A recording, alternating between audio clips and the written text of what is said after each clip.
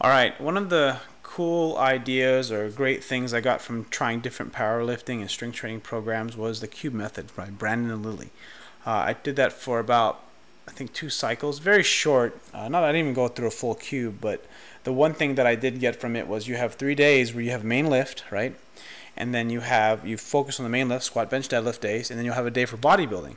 And this day that you're seeing here is essentially a bodybuilding day, or what I like to call just a miscellaneous day. It's not quite true to the cube method, but it's essentially a day where you work on getting more volume, working on other accessory muscles, and just essentially do a old school lift some iron, try to get big, try to get jacked, try to build the biceps, the triceps, the delts, and other things.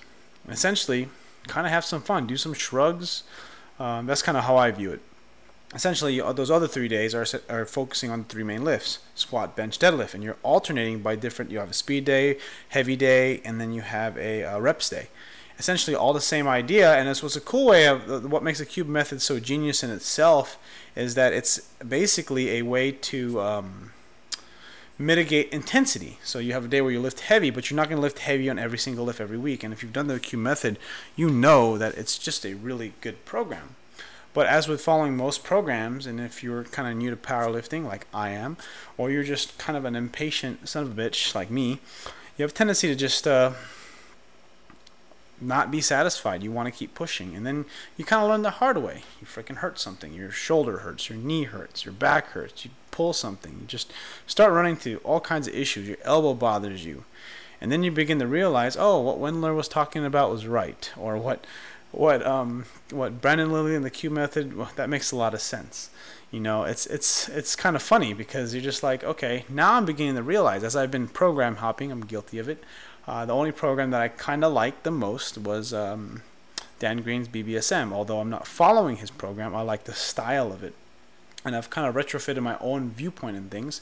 One of the cool things that kind of inspired this talk or this video was, who was it? It was Bart of excuse me, Barbell Brigade, and he was talking about being a coach. It's a recent video he made. I'll put a link in the description. And a side note, I apologize if I don't remember to put the links in the description. Call me out on them. I usually respond right away because I'm like, fuck, I forgot. But I'll link that right afterwards because I render it overnight sometimes. And anyways, let me go back to what I was talking about. Is that with what he was saying is that he's just talking about kind of all the ideas that he got from doing the cube method and other programs. He's kind of made his own program, his own method of training, and I kind of have my own view on that, and I kind of want to share mine. I can't see why not. It doesn't have to be something that you have to follow. I think it's definitely something you should try, but the truth about it is it's essentially just a combination of the cube method, the philosophy of 531, not really the program of 531, Dan Green's BBSM, and just other things I've seen and what's worked for me. If you've ever trained with me and you're a really good athlete and you're strong or a powerlifter, you would know that I train really well because I don't really go off percentages. I go off how you move. I go off like where you're weak. I go with what you're feeling. I go with the way. I go with how you move. At certain weights you move really well. At certain weights you don't move really well. It's something that comes over time. That's kind of why when someone emails me, oh, let me do a form check, I can take a look at it, but there's really nothing for me to reference. I don't know how you were squatting last week. I don't know how you're squatting last year. You know, I mean, most people squat fairly good, but then compared to what, you know? I don't know what percentage of your max is, and sometimes the percentage doesn't even mean anything. My best squat's 429.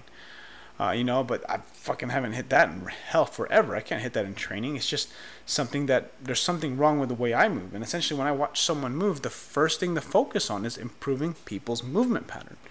And that's sort of kind of how I go by. So sometimes I like to use 5 rep max, 6 rep max, 3 rep max. And by itself, when you say 5 rep max, I think that usually means about 80%. It might mean 70, and it usually means about 80-85%. Your 3 rep max is typically 90%. Not always the case. But anyways, that's what I guide. All my programming is based on that, or the way I do my own workouts are based on that, except for things I'm not very good at. Like for example, the power clean, because I'm just so new to it. So it's really a bunch of practice and technique. It's a workout, but not really the workout you'd think. But with the other movements is really very specific to kind of my weaknesses and my movement faults. Anyways, those are some thoughts. If you've listened this far, please click like, comment if you have a question, and I'll see you guys on the next video.